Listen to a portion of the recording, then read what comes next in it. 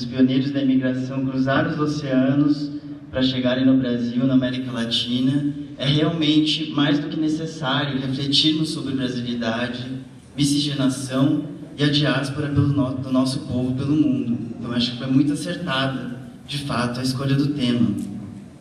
Mas não é um tema fácil ao mesmo tempo, né? Bom, como a mesa toda, acho que falou sobre isso, né? De como falar de brasilidade e miscigenação é também falar sobre identidade.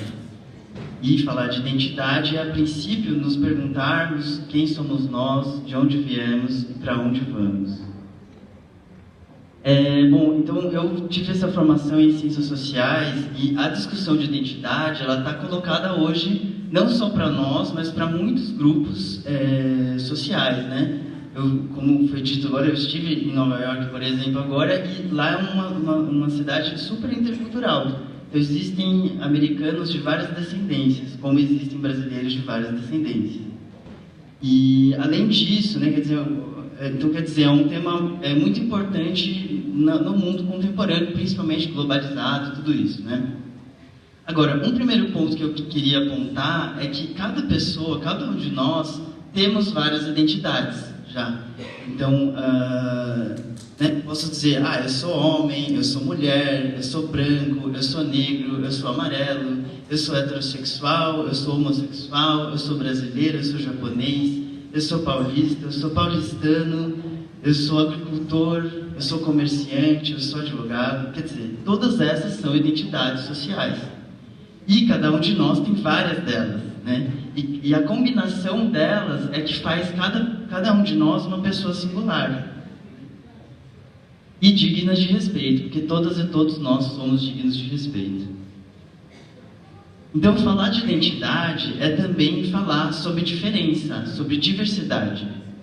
E a diversidade é justamente aquilo que enriquece uma comunidade. Como eu sou aqui de São Paulo, né, na Casa Verde, mas eu estou morando desde 2015, depois que eu defendi a tese, num sítio em Mogi das Cruzes, que se chama Samaúma Residência Artística Rural. Eu tomei essa decisão um pouco porque, sim, eu me tornei um doutor, mas eu não sabia fazer o básico, não sabia plantar. Essa foi uma grande questão, que é uma coisa que eu acho que a nossa geração que sabe mexer nos smartphones, e eu acho maravilhoso, mas a gente esqueceu, talvez, a gente desaprendeu o essencial. Né? Então eu falei, nossa, mas como que eu não sei fazer fogo, eu não sei plantar um feijão, né? Então a gente foi morar junto com alguns outros colegas, também lembrando dos meus avós que foram agricultores, né? Aliás, muitos dos nossos antepassados. Então fui viver na Mata Atlântica. E observando a natureza, uma coisa eu aprendi, que a natureza é extremamente diversa. Então é natural que nós também sejamos. A gente olha quantas flores, quantas plantas, quantos pássaros. E é uma coisa linda.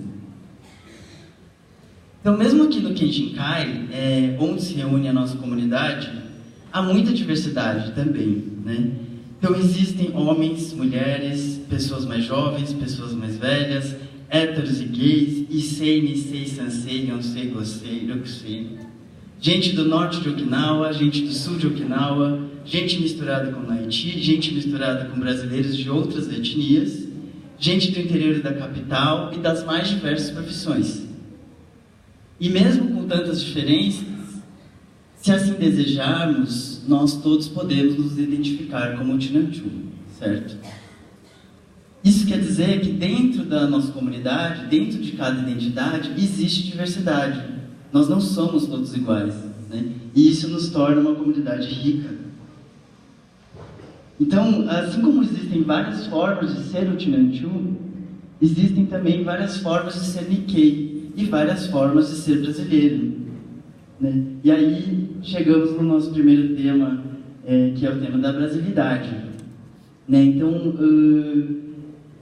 muitas vezes a gente coloca em oposição, né, ser brasileiro ou ser Uchinanchu, mas na verdade nós somos brasileiros e Uchinanchus, né? Então, isso é uma coisa que foi do século passado para esse mudou. Então, antes, ou você era japonês, ou você era brasileiro, cada um tinha uma identidade nacional. Mas hoje, quer dizer, a gente soma essas identidades. Cada um de nós tem muitas identidades. Agora, nem sempre isso é reconhecido. E aí, esse é um dos temas que eu queria tratar, que eu acho que a gente não tratou ainda hoje. E aí, queria contar uma história que aconteceu comigo quando eu tinha 15 anos, no ano 2000. Aliás, com muitos de nós, então, importante, né? Porque nessa época celebrou-se os 500 anos do descobrimento do Brasil, né? E o que se dizia nos governos, nas empresas, nas escolas, na televisão? Se dizia que o Brasil era um povo formado por 3 raças: negros, brancos e índios. E eu lembro que eu chegava nessa época em casa e me olhava no espelho, né? Eu sou 4ª geração. Me olhava no espelho e falei, e agora, né? E, enfim, gerou-se uma crise de identidade. Eu imagino que muitos de nós vivemos crises de identidade. Aliás, muitos de nós no mundo todo, né? Porque o mundo mudou muito, de fato, nos últimos 110 anos. Imagino que, para muitos sentidos, para melhor, né? Inclusive. Enfim, eu não posso me aprofundar nesse assunto agora, né? Mas acontece que 10 anos depois, eu fui me debruçar sobre essa questão, já num doutorado em Ciências Sociais. E nesse processo, pesquisando, estudando sobre isso, eu aprendi também sobre um outro conceito, além de identidade, que é central para se pensar a nossa experiência no Brasil, que é o tema das representações. Né? Isso é, além de perguntarmos quem somos nós precisamos nos perguntar como nós somos representados, como os outros dizem que nós somos. Né? Isso é importante porque, por meio das representações, as pessoas e os grupos também se identificam, né, com essas representações.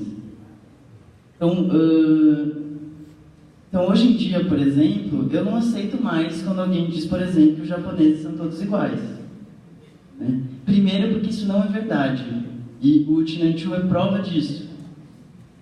Mas também porque isso é uma fala racista.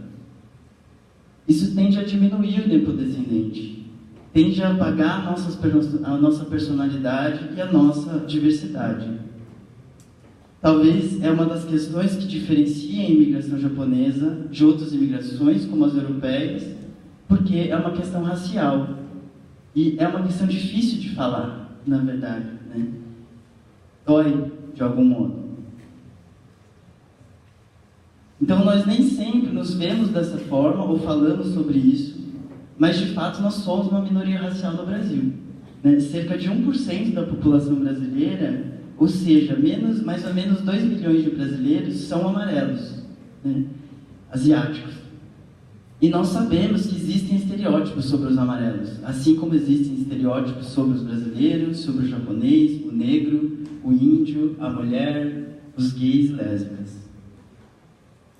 Então, nos últimos anos, quer dizer, nas ciências sociais a gente aprendeu com outros movimentos ou pesquisadores que estavam estudando identidade em outros grupos, e que de algum modo isso poderia também contribuir para a reflexão sobre a nossa experiência. Né?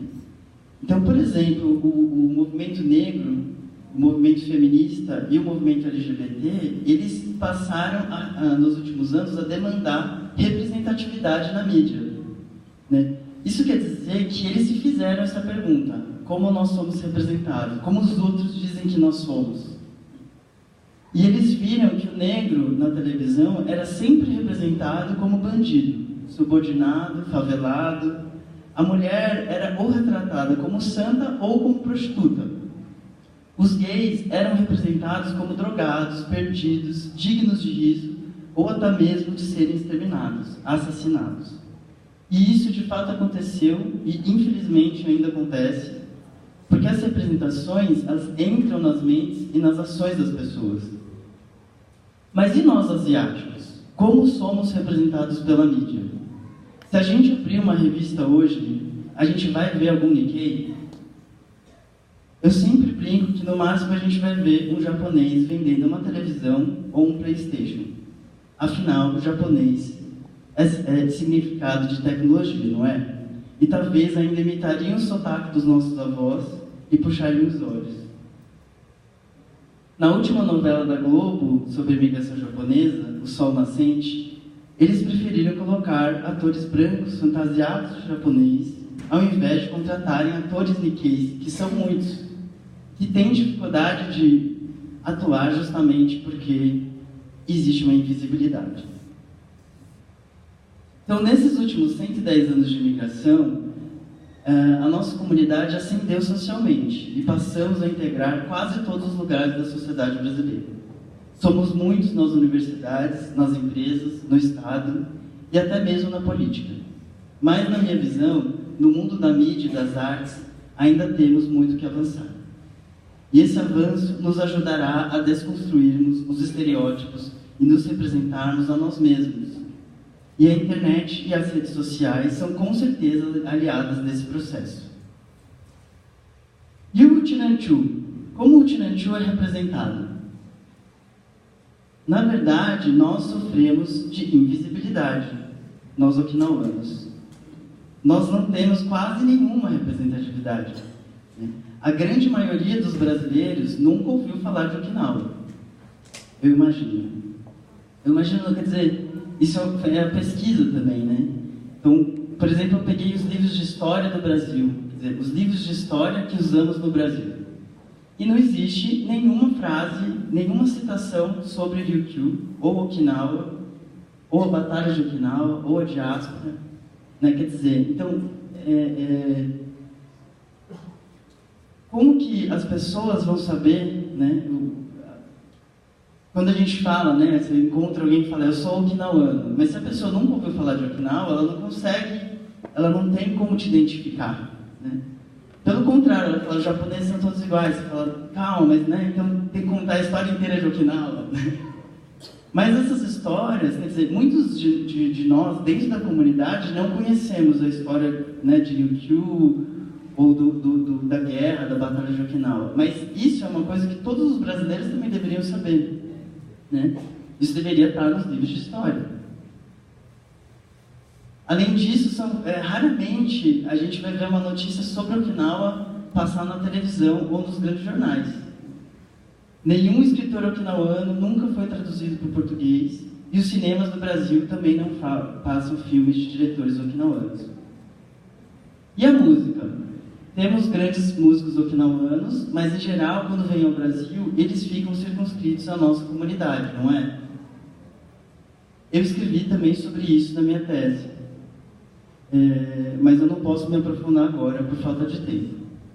O que eu estou querendo dizer é que eu acredito que para que a nossa brasilidade seja plenamente reconhecida no século XXI e também a nossa origem Uchinanchu, nós precisamos transcender a nossa comunidade. Nós precisamos ganhar espaço e representatividade na sociedade brasileira, nos meios de comunicação, né? Reivindicando a nossa brasilidade sem apagar a nossa ancestralidade. E é nessa direção que eu tenho trabalhado e conduzido o meu trabalho também como cantor. Bom, então a gente falou um pouco sobre brasilidade, sobre representação, e agora eu queria então fazer uma breve reflexão sobre miscigenação. A questão da miscigenação é de algum modo uma questão complexa, porque ela só faz sentido se a gente pensar numa ideia de pureza. Ela de algum modo é um contraponto à ideia de pureza. E só que a ideia de pureza, ela nos levou a grandes problemas na nossa história, né? Como a Segunda Guerra, né? Como genocídios na história.